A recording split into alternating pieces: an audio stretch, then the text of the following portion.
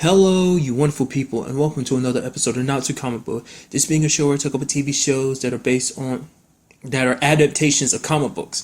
I always hate when I screw up the intro. For today's episode, I'm going to talk about the latest episode of Gotham, as well as the latest episode of Lucifer.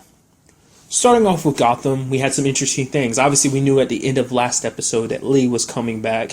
And we kind of followed up in this episode. I thought it was going to be, oh man, things are going to get crazy. Oh, he's got Valerie in his life and now Lee's back in town. But it's like, no, there's no threat of that being a thing. Because for Valerie, it was just simply like, hey, we had fun. For Jim, it did seem like it's like, oh, maybe we can, go, almost like, oh, let's go get breakfast or something, or I can clean this place up a little bit, so that you can always shower at my place rather than have to go somewhere else, go back to your place and shower, like trying to make it something a little bit more. But like I said, Valerie's just like, no, it's just fun. It's like things are fine the way they are. Why complicate things by kind of taking things serious? It's like, let's just take it slowly, have fun. I guess for Jim, it was more so than anything. She's like the first woman he's kind of been with since Lee, so I guess it was his way of kind of moving on. And, it's kind of sad. Like, you wouldn't want Valerie just to be kind of a rebound anyway. You want it to be he legitimately likes her, which I think he kind of does. And I think on some level she likes him, but not to the extent of like, yo, let's kind of make this an exclusive thing already. It's like, no, let's leave it as it is. So I legitimately thought it was going to be kind of a love triangle situation, like, oh, feelings and hearts get broken. I mean, we still haven't seen, that's all we've seen so far. Maybe with Lee's return, maybe things will kind of be different with Valerie. I don't know. We'll just have to wait and see. But I ended up finding out some very interesting things. Obviously, Lee's back in town. Not for the reasons I thought she was. I was like, oh, don't tell me she's here for Jim. It's like, no. Apparently, her current fiance just got a new job here in Gotham. That's why she's back. She got offered her old job back at the GCPD. So Harvey tried to prevent Jim from, running into her, but that didn't work out. And then she's talking about her fiance and just like, I wish you well, Jim. And he's kind of wishing her well, and it's kind of sad because Jim, kind of left when he tracked her down 6 months ago and found her with someone else. He was very heartbroken, but he kind of closed himself off when he came back, and just past these 6 months, he's become very detached and a little cold-hearted towards other people. Not being the man that he was before, but I guess for him it was just like in his own way, it was his way of moving on and moving forward. So his heart, kind of been sealed away, and now that Lee's come back, it kind of reopened those wounds again. So I kind of feel bad for him in that regard. I did find it interesting, like when he got hurt, the back of his head hurt, and he went to the doctor. I was like, of course the doctor's going to help you out. It's going to be her new fiance. Which it didn't click in my mind immediately when I saw him, and I'm surprised it didn't. I don't know, because I don't think I really paid too much attention to what he looked like, the little bit we got to see of him in the first episode of the season. And I guess the same thing for Jim. He was kind of too distracted with the fact that, like, oh, she's making out with some dude. He didn't really, because he didn't recognize him immediately until he started bringing up Lee. He's like, oh, crap, you're her fiance. He's like, I love her. I know things are complicated between you two, but, know that I will love her and take care of her and be there for her. He's like, good. And he jokingly says, because I do want you to know that if you did hurt her, I would have to hunt you down and kill you. And he just kind of smiles, which he kind of means that you can see it on his face. Is like he's saying all things of like, oh, I'm happy for you. Things will be great. You don't have to worry about me kind of interfering. I wish you both the best of luck. But you see kind of him being a little heartbroken while he says it. And interestingly enough, I mean, besides that just being all on its own, we ended up finding out that he's actually Falcone's son. Which, what was it? The Telltale games, don't they pronounce it Falcone? So I wonder, is it the same thing? It's just like they was like, we don't emphasize the E, we just say Falcone. I don't know. I just saying that's kind of interesting. Either way, you know who I'm talking about. But I was like, that's your son. It's like, why? I don't know, maybe that wasn't something that she initially found out about when they started dating, that he's Falcone's son. That's really, really interesting. Didn't see that coming. Just thought he was just some regular doctor dude, but it's like, no. When it comes to Gotham City, just ain't no regular about nobody. Everyone has some connections to someone else. And no one is 100% normal in Gotham. It's impossible to be normal in Gotham, so. But apparently, Falcone and his wife, they had come up with the decision long ago that they wanted to keep their son separated from that world. So basically made him go off and become a doctor and kind of never get caught up in this world of theirs. I mean, well, of Falcone's. And he basically talks to Lee being like, you know, a girl with a pretty face like you is kind of very dangerous because there's always kind of trouble rearing its ugly head. Like essentially that a girl with a very pretty face like yours often leads to heartbreak, kind of being worried about something in between her and Jim, which she's saying, no, things are through. You don't have to worry about that. We've both moved on. Nevertheless, like it's not true on either regard because it's like seeing each other. It was a very weird and awkward moment, which if things were really as like good and moved on as well as you said you would, things would be awkward, but not to the point that you just couldn't find the words to say in front of each other. Like example, her fiance brings up the fact is, yeah, because he didn't recognize I was your fiance because you didn't actually tell him my name. And she's like, oh, there was no time. It's like, you had plenty enough time to tell him that you came to town with your daughter fiance, but you didn't bother to kind of throw in the detail like, oh, his name or whatever. But I mean, it's not that big of a deal, but still it is kind of interesting. Like, it does seem like, whether she'll admit it or not, there is a part of her that will care about Jim. And in her brain, and probably in his brain, they're kind of rationalize it like we will always care for each other, but that's about it. But it's like, no. The moment you lay eyes on each other, it brings all those good times back. It brings back all the things that were left unsaid. In her regard, she's saying there are things that were left unsaid, but it's okay. It needs to be left as it is. It's like, no. That's what kind of leads to heart yearning for more is when you have those words left unsaid. It just kind of makes you... The fact is that they are left unsaid is proof that you don't want to say them, that you want, I don't know, like, I'm not, my opinion about this, how I think this whole situation, you know, possibly go down in the future. One, an affair, on either side. I'm not going to be like, oh, Lee's going to make the first move. Maybe Jim is, you know. I don't, you know, don't want to come off sexist. Just assume it's like, oh, obviously the lady's going to go off and have the affair. It's like, no, the dude, you know, Jim might do it too. Like either way, like they might be in a situation where they get really close and they just kiss or something, and that kind of re-sparks. You know, it's kind of like, no, we're supposed to be moving on. You know, you got a, you know, Lee could be like, I got a fiance, and Jim's like, yeah, you have a fiance, but they find themselves kind of falling back into the old habit of just being who they were. I mean, because they have not really talked about kind of the elephant in the room, the whole situation of why they broke up in the first place, her losing a child and everything. I mean, maybe there's aspects of it. I mean, no, I have to take that back because like they never did talk about it because Jim cut off all contact with her. I don't think he wrote her any letters and stuff like that. So there's still that. I guess, you know, that comes up with something that's kind of like a lot of dealing with what needs to be said that's been left unsaid. It's conversation about that.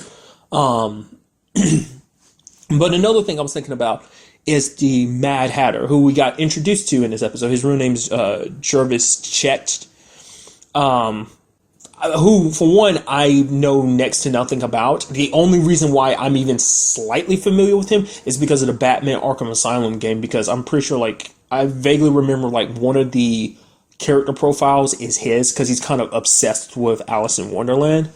So that was kind of it. Like, the moment I saw him and being a hypnotist and stuff, like, the moment I was like, is he the Mad Hatter, or am I confusing him with someone else? Because I think there's someone else that kind of has a fixation on Alice in Wonderland. I don't know whether it was him or someone else, or whether there's two people in, you know, Batman villains that are like that. But nonetheless, like, you know, him being a hypnotist and whatnot, I was thinking to myself, I was like, okay, so this could lead, one, it could lead to many very interesting things, because he's a very interesting villain, basically meaning anyone you come across could be under his control and you wouldn't realize it, because all he has to do is use the trigger words that he puts in place to kind of activate you.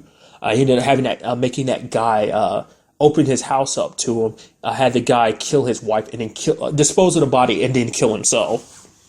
But I was thinking, like, what could be interesting is if he ends up manipulating Jim and that ends up causing problems. Because remember what Jim said, like, oh, there won't be any problems. So either Jim himself is going to cause the problems between Lee and her fiance, or maybe it's like, oh, the Mad Hatter kind of messes with him to kind of act on his emotions. And the fact is that he still has feelings for Lee. He kind of acts on instinct, you know, while under the Mad Hatter's control, and does that.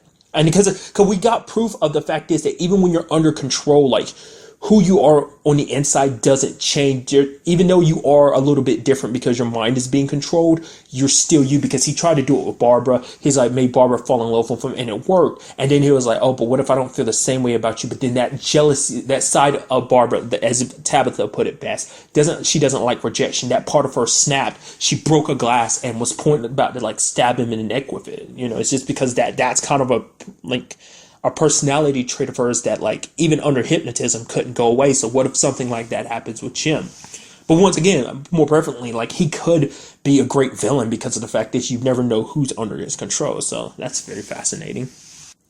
And the whole situation with his sister being named Alice and whatnot, we ended up finding out she is part of Strange's group of people. It seems like her power basically being when her blood touches you, basically you go a little nuts. Like, what that fully entails, we didn't really find out this episode. I guess we'll find out next episode. But it seems like everyone just goes a little nuts.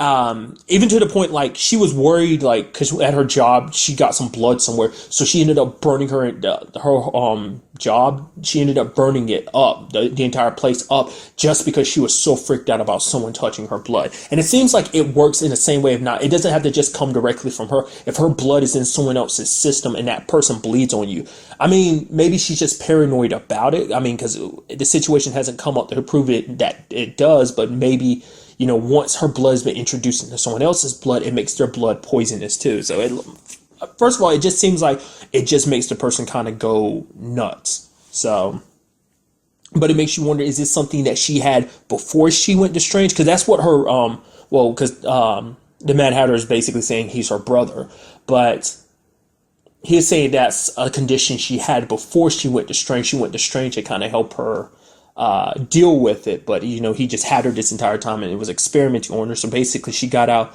with the rest of the experiments. So we did see Jim kind of arresting her at the end of the episode, even though she saved him.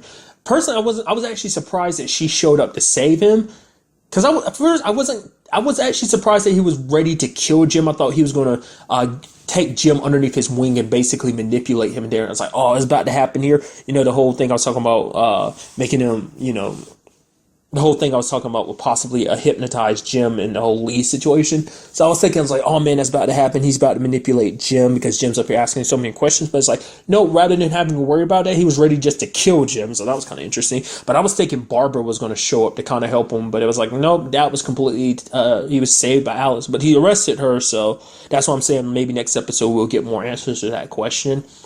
It does make you wonder if Jim is going to simply hand her over, especially after she went through the trouble of saving his life. Plus, her nutty brother is out there, which it brings up the question of why is she trying to run away from her brother? Like I said, I do know that the Mad Hatter is obsessed with Wonderland. So maybe it's something along those lines. Maybe it has something to deal with their parents, because their parents did die. So maybe he was so obsessed with her, he's like, oh, these parents of mine are trying to keep my wonderful Alice, my lovely sister Alice, bound and tied and not letting her be the special person that she is. So he killed him. I mean, just throwing that out there as a thought, but I don't know. Like, I'm very interested to find out what is the deal between those two, why she is afraid of him so much. I mean, granted, he is a bit of a nut job, as you can see in this episode, so. But since I was bringing up the experiments, we had more of that interaction between Bruce and the clone Bruce. And it seems like he's very special in regards of, like, he doesn't feel pain, because he pulled his hand over the candle and his hand burned, and he just happened to look at it. It was just kind of like, had no reaction. I was like, so he doesn't feel pain. You see it again when he's boxing against Alfred and his nose gets bloody. Now he brought it, like, Alfred's like, oh, who trained you? And Clone Bruce is like, I don't remember. All he remembers is waking up in Indian Hill and over this past time, you know, being experimented on. That's about it. But prior to that, he doesn't remember anything else. And kind of a similar situation, like Alfred kind of has like the same thought process as I did, that basically Strange made him for the purpose of maybe like the organization that kind of has been working behind the scenes at Indian Hill as well as Wayne Enterprise, that for whatever purpose they asked him to make the clone Bruce. But the point I was getting at is the fact is that he was able to dodge Alfred's punches and even kind of get the upper hand against him in a fight. So he was like, "Oh, who trained you?" He was like, "I don't remember." My thinking is maybe there was something like that in his past or whatever. Like maybe he's originally someone else, but then he got made to look like Bruce, or maybe he was just created from the very beginning to look like Bruce. I'm thinking he also has another power of instantly picking up whatever he sees. I think because he saw them, Bruce and Alfred kind of boxing a little bit, he kind of immediately picked it up. Because it does seem like maybe he's very good at mimicking stuff that he sees and kind of applying it. Because we had the situation of Selena and Bruce. Selena's looking for Ivy. She's stressed out about it. She thinks Ivy might be dead, but Bruce is kind of reassuring her, touching her hand and everything, and being like, no, don't think like that. You just kind of have faith, kind of believe. And then she's kind of, she's a little more upbeat.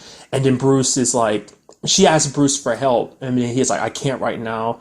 And she's like, oh, there you go, being selfish. Obviously, she didn't know about, because he hid the factors of the other Bruce, because it's like, she wouldn't understand. Things would be complicated. I think she'd understand, but he just kept it a secret. And so he didn't let her know what was going on. So she thinks he's just being a jerk. It's always sad in that situation, because it's always like a step forward and then a step back when it comes to those two, because they obviously like each other, but there's always things that kind of come up that they kind of, I mean, particularly in Bruce's case, like a lot of times he likes her and she's honestly one of the few friends he has. We don't really see him interact with anyone else. Like Selena's the only person he really interacts with around his same age. So she's very pissed at him again. And the moment he was like, he whispers on his breath, I'm sorry.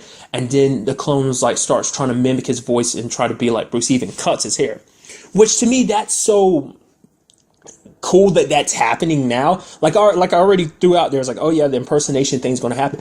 I just didn't expect it to happen this soon and under these circumstances, because that's why it kind of threw me for a loop last episode when he popped up and they met face to face, because I was under the impression he was going to impersonate Bruce, but from the sidelines, like he'd keep an eye on Bruce, learn all he can about him, and then impersonate him, not get to know him first, stay at his house, and then impersonate him. That was just kind of interesting to me. And he ends up picking up Selena. So I'm very interested to see, like, she notices that he is a little different, but I'm sure, like, this Bruce is a Bruce that she does kind of prefer, just because he's not as, I guess you could look at it as, his isn't one track mind, doesn't have a one track mind, isn't indecisive in some cases, is willing to kind of break the rules a little bit, which the Bruce that we know kind of does on occasion, but not to the extent I'm sure that Kat would appreciate. So, and then also finally in this episode, I want to talk about the whole Penguin situation. It astounds me. The fact is he's going to be running for mayor, which is kind of an interesting thing.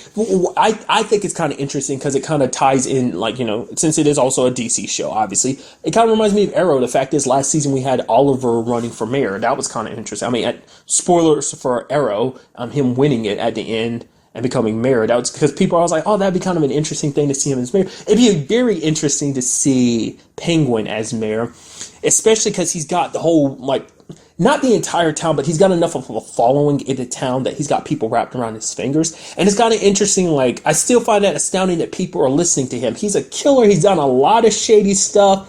He's been associated with a lot of shady people, yet people still back him up. But I guess in a situation like this, he's kind of the evil versus the evil you don't. Like, I mean, he's rallying the city against the monsters. That was kind of his I don't know if the phrasing or it'd be the right word to use, but I was going to say plateau that he kind of stands upon. It's like, yeah, we have to get rid of these quote unquote freaks from our town. Gotham isn't really, particularly the mayor as well as the GCPD aren't doing what they're doing. I'm here risking my life for not just me, but for you guys too, because I care about you type of situation. And so, I don't know, it's going to be interesting because currently the only person he has to go up against is the mayor, who's always had a bit of a dabble into some very shady stuff, and he hasn't been the most reliable. I mean, he's kind of running unopposed currently, so it's kind of like it seems like things would easily sway in Penguin's case, but it comes back to it like he's a criminal, well-known criminal. But I guess it also comes down to kind of that whole situation of, people knew who Falcone was. A lot of the GCPD wanted to take him down and whatnot, but it's kind of like he brought balance to it. It's like, yeah, he's a bad guy, but as long as you didn't get on his bad side, you are fine, you're okay. Kind of a situation where, like, a mobster will extort money from you, but they will protect you from other bad people because they want to ensure they keep them. So it's kind of one of those things, like I said. Penguin's kind of possibly the lesser of two evils in some people's mind. Maybe some people don't even look at him as a villain. It's like, oh, he was wrongfully accused, or maybe they're looking at it like in, the falsehood of like, oh, he went to Arkham Asylum, he came out, he's no longer the sociopath he was before, he's a businessman, which is like, doesn't change anything.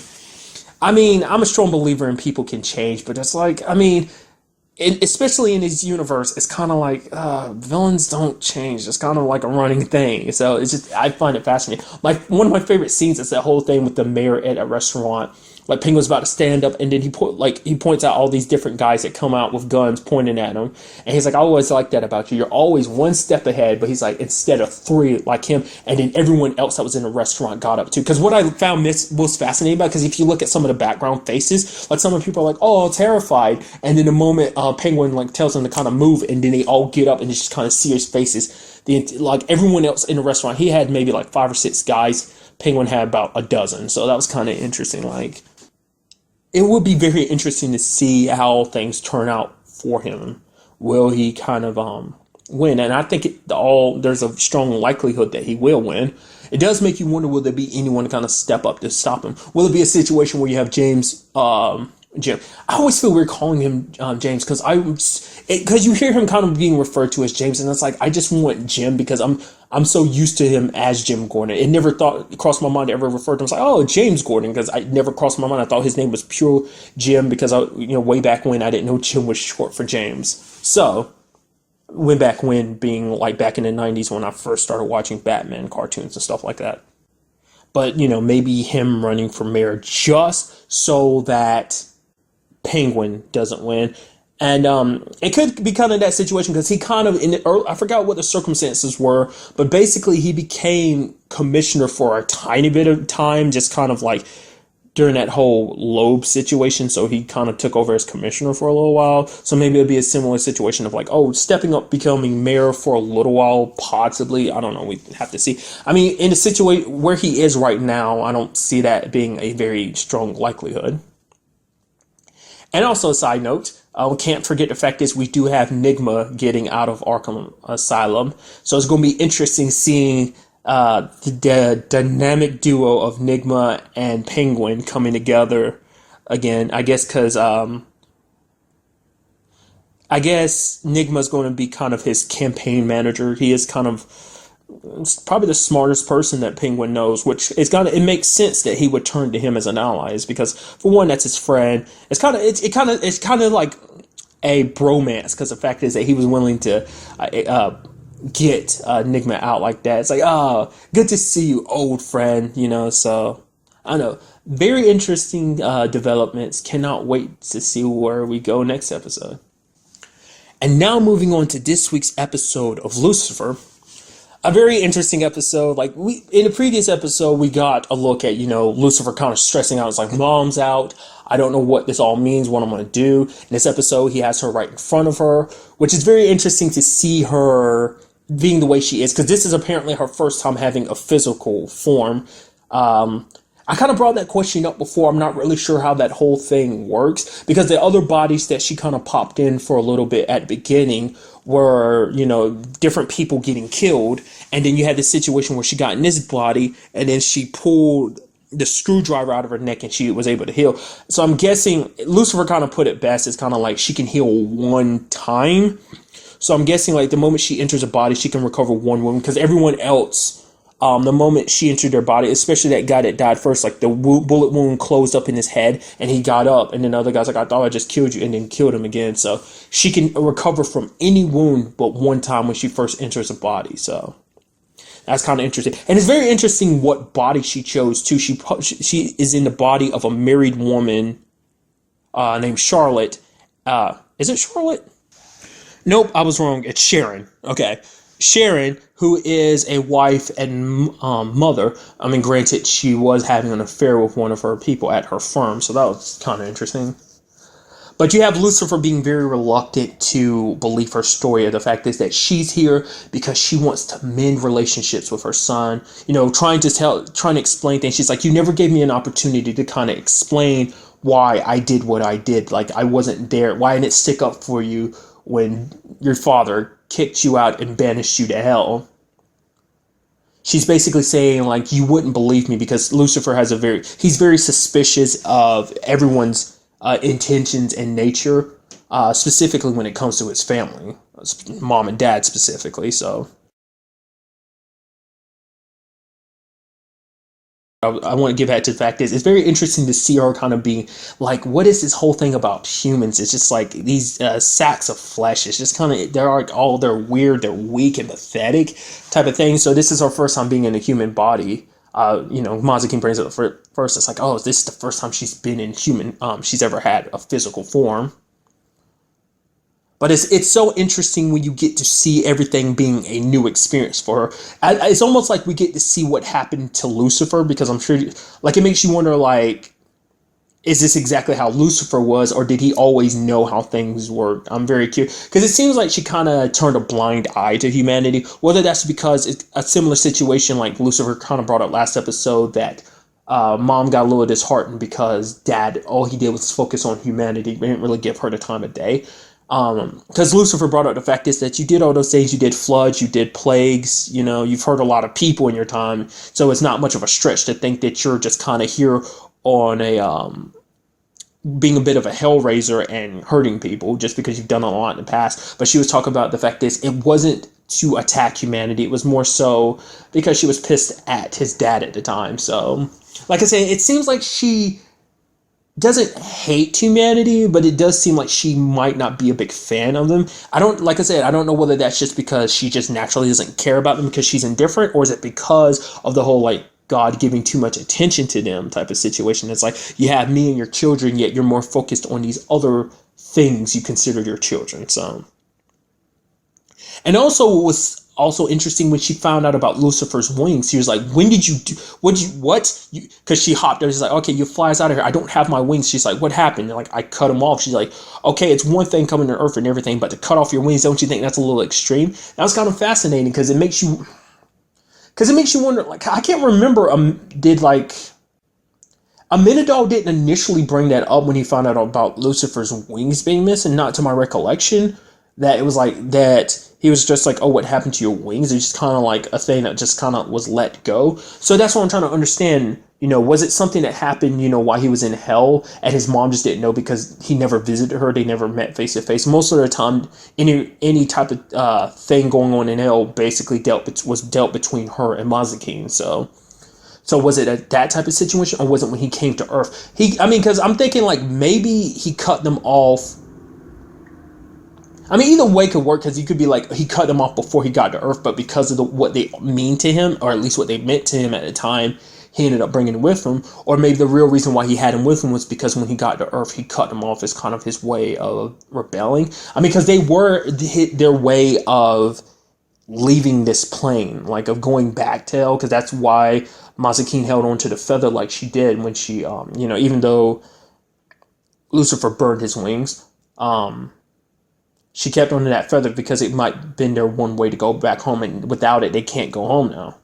Well, technically, I guess they could, because Lucifer kind of went back temporarily when he died in season 1's finale, so it's possible. But I guess in Mazikeen's case, it might not be possible, because it's like, even though Lucifer's case is special, because obviously when he's around Chloe, he turns mortal, but Mazikeen doesn't have that issue. She's a demon, so normal human means aren't going to kill her, only like probably angelic weapons or demon weapons are the only thing that are going to hurt her and hurt Lucifer. But even when he's impervious, like, they can hurt him a little bit, but he kind of compared it, well, I don't remember what he initially compared it to. It's almost like being pricked by a toothpick, essentially. It's kind of not the exact wording to use, but you get my point.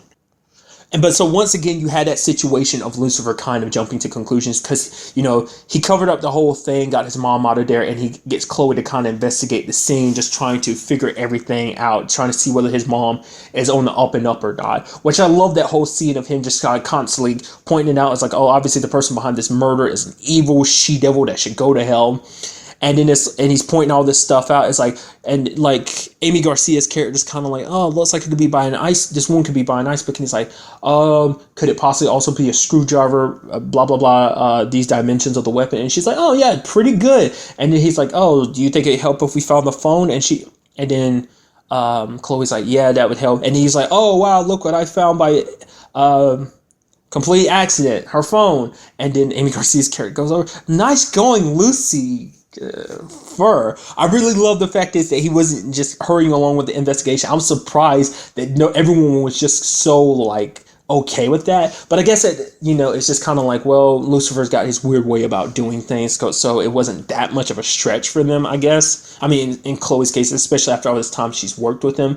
But it was so interesting, like, that's kind of one of the things I actually like about this series is the fact is that he does bring his own issues. I'm pretty sure I've brought this up countless times before, but he does bring his own issues up in this in the cases. And so in this particular case, he's looking for any reason to dislike his mom and to not trust her. He automatically doesn't give her the benefit of the doubt. He's just already in his mind, she's guilty. And so he's just looking for any reason to prove it. But, turns out that's not the case. We end up finding out, because it's like, at first when he finds Sharon's coke hidden in her husband's, the bag he keeps his wedding suits in, which I love that whole scene because Lucifer's just like, oh my God, you're a mess. I get it. You're a stay-at-home dad. Congratulations. More power to you. I'm not looking down on you upon that. But at the very least, where's your dignity? You're up here looking like a hot mess. You got vomit on you. You haven't taken a bath in like 3 days. Have some dignity, man. Goes in his closet. It's like, oh my God, this is terrible. This is terrible. Okay, a suit. Okay, thank goodness.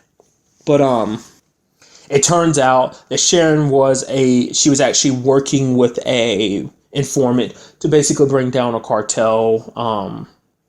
Ended up finding out it was basically one of the partners at the firm because basically they got passed up for an opportunity and they were just trying to get revenge on her for it and whatnot. So, and I love Lucifer's way of covering up, stabbing his mom with the screwdriver, being like, okay, this way, basically we don't know each other this first time we're meeting because, basically knowing Chloe won't really handle the situation. What we also got to see in this episode, she saw it for a quick second. She saw Lucifer staring at Chloe and smiling a little bit. And she didn't say anything about it, but that's going to be something you definitely know is going to come up in the future because she at least has an inkling of like, Lucifer's fascinated with this human. Why,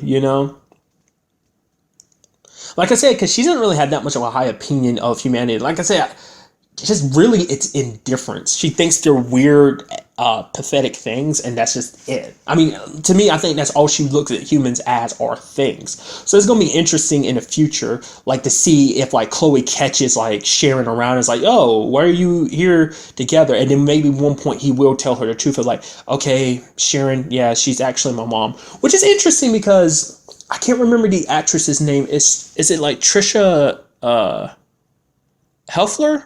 I can't remember the actress who plays his mom's name, but she can't be that much older than Tom Ellis. I don't think she can't be. So it's going to be kind of hard to explain that, not unless you're like, yeah, she had me when she was like super young, or the fact is, yeah, she doesn't look her age or something like that. That's just how I'm interpreting. Or he'll come up with excuses why she's around. It's like, oh yeah, after that whole thing went down, we became friends. I'm sure he doesn't want things to be interpreted as like, oh, she's one of, like, maybe Chloe would interpret it as like, oh, she's one of those friends. And he's like, no. No, it's not like that. God, no, it's not like that. So, and kind of along those lines, Mozzie Kane and her having that conversation, because she's like, you know what, the reason why you couldn't break me in hell, Mozzie Kane, was because I wasn't guilty about anything. Hell is there to kind of make those who are guilty kind of confess themselves. And like, I didn't have anything to confess to. And Mozzie King said, you abandoned your child, which is kind of interesting because she's kept her distance from Lucifer and Amenadal, obviously for her reasons, because she just got tired of being kind of their plaything. She's out there trying to find her own way, which I completely, like, it wasn't until after I'd already recorded the episode, I completely forgot about last episode, about the fact is that she's hanging out with Dr. Martin. That's kind of her friend that's helping her kind of figure things out. I forgot they kind of got all buddy, but because at first I was thinking like, oh, Trixie or something, because she did kind of become buddy with Trixie, but that was kind of interesting seeing her and Dr. Martin together. But nonetheless, it's like she's off trying to find her place in the world, just like they've kind of trying to find theirs. And the fact is, Mozzie King acts like she doesn't care about Lucifer, that basically she's like, I'm here to do my own thing. But the moment he asked her to look after her mom, like it looked like she was about ready to kill her at first, but then she's like, you can't believe her anyway. She's a liar. She manipulates. She's like, Lucifer's eventually going to see through you for what you really are, that you are just trying to use him. He'll get smart to you. I'll get to that in a second. But the fact is, Mazikeen does care. Whether she'll admit it or not, she has cared for Lucifer, and she will continue to care for Lucifer, because the fact of the matter is, she legitimately is pissed at his mom more so than anything for what she did to him. And I'd love at least like some more stories, or at least background on how they came to be associated, like how Mazikeen and Lucifer became a team. Because I don't mean that in like she has feelings for him type of way, almost like basically a best friend type of way. Like she doesn't want the person that she cares about the most, kind of her best friend, being hurt by the fact is, especially because his mom's return, and basically it's gotten him all confused and everything. So, but basically at the end of the episode, we did have her finally, Lucifer's like, I can't forgive you. It's not going to be that easy for me. She's saying, I want to be here to be the mother for you the first time, to kind of make up for everything. She's like, I want to go home, kind of reunite with my children, but I don't, that's no longer a possibility. And basically she's saying, okay, what happened was God was pissed at you because of your rebellion. He wanted to destroy you. I'm the one that convinced him just to send you to hell as punishment. That way he wouldn't destroy you. I did it because I love you. But we also got that sinister smirk of hers as she was looking up towards the sky. So, like I said before, like there's an ulterior motive to what she's doing. And part of me is thinking, like, in my mind, like the theory I was running before is, prediction I was kind of running before is kind of, hypothesis is the word I was actually trying to think of. Like I said, I'm trying to get myself out of using theory, just because since that time someone corrected us, like, oh yeah, this is actually, theory is proven, a hypothesis. My hypothesis being like, she's trying to get back the power she once had, because she is here in human form, and she's not nearly as powerful as she was when she wasn't bound to a human body. It does make you wonder how much of her power dissipated the moment she came to this realm, Is it that type of situation of like the moment she came here, like that power dwindled, or is it just because she's bound in human flesh she can't fully access it? I don't know. But I feel like that's, I don't know, something against God. Like maybe we end up finding, eventually those tie into the real reason why his mom got banished, because she still hasn't really answered that question. She answered the question of why she didn't help out Lucifer when he got banished, but I don't know. Like it's still fishy. Like I said, Mazikeen was right that she can't be 100% trusted. So, but maybe it has nothing to do with that, and there's just some other line of things that we don't know about. Because it does seem like, at first, it kind of seemed like she might be sincere with the smile she had on her face, like beforehand, like, oh, that, Lucifer's going to let me stay. But then it quickly disappears. So I'm like, I don't know. I hope it's not a situation where she is manipulating Lucifer, because if she does do that, no matter what her ultimate goal is, even if it's at the end of the day, like, oh, that we get to go back now. Like, we get to make God pay, and both you and me get to go back to heaven, essentially. And he's like, even if that's the case, the fact is that you manipulated him this entire time, he won't forgive you, type of thing. So it does make you wonder what is her ultimate goal. And it's surprising, sadly, hopefully we get to meet up next episode with Amenadal, because he still doesn't really know that Lucifer tracked down his mom. He's trying to got their mom. He's trying to Lucifer's trying to get in contact with him, but Amenadal's powers seem to be dwindling. As we did see that, like, because he did see at one point a black feather kind of float down and touch his hands. Like, is that from his wings? And you see his wings later on, they're kind of brittled a little bit, and the feathers are falling off, like his wings are dying. And it's like, what's going on there? Is that, Linda kind of put it as karma because of, like, because she's super pissed at him because of the whole lying and manipulating her thing. But I mean, he apologized and she forgave him. So, I mean, you kind of understand why he did what he did. Mainly it was, as a way of manipulating his brother, because it was his job to bring his brother back to where he belongs, and that's in hell. So you kind of understand where he comes from. Like, I mean, without adding the whole supernatural aspect to it, because, Linda kind of thinks that's all kind of in Lucifer's head and whatnot. So, But just keeping things on it comes down to family issues. It's kind of the reason why he did what he did. But it does make you wonder, is that what this is? Is this in some shape or form karma? Because he's done a lot of shady stuff, all in the hopes of getting Lucifer back into hell. So maybe he'll even look at it as like, oh, this is my punishment for laying with a demon, actually falling in love with a demon. Whether he'll actually admit it or not, he does love Mazikeen. So